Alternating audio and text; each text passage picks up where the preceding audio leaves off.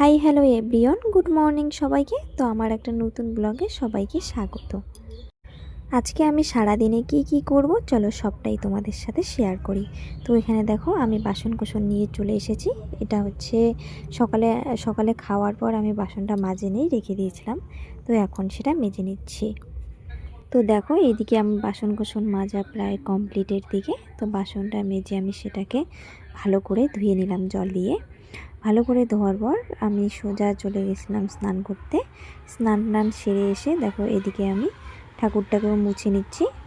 ঠাকুরটা মুছার পর আমি একদম সোজা চলে গেছিলাম রান্নাঘরে রান্না করার জন্য।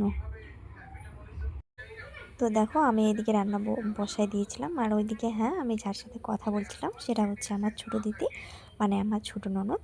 রান্না করার সময় ও ওইদিকে এসে আমার সাথে গল্প করছিল, তো গল্প করছিলাম। তো তারপর আর সেরকম কোনো ভিডিও করি নাই, একদম এই যে বরকে খেতে দিয়ে ভিডিও করছিলাম। তো টাটা সবাইকে।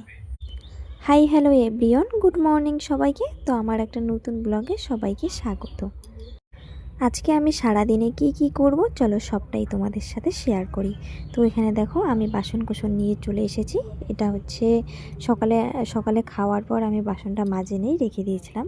তো এখন সেটা মেজে নিচ্ছি। তো দেখো এইদিকে আমি বাসন মাজা প্রায় কমপ্লিটের দিকে। তো বাসনটা মেজে আমি সেটাকে ভালো করে ধুয়ে নিলাম জল দিয়ে। ভালো করে ধোয়ার পর আমি সোজা চলে গেছিলাম স্নান করতে। স্নান সেরে এসে দেখো এদিকে আমি ঠাকুরটাকেও মুছে নিচ্ছি।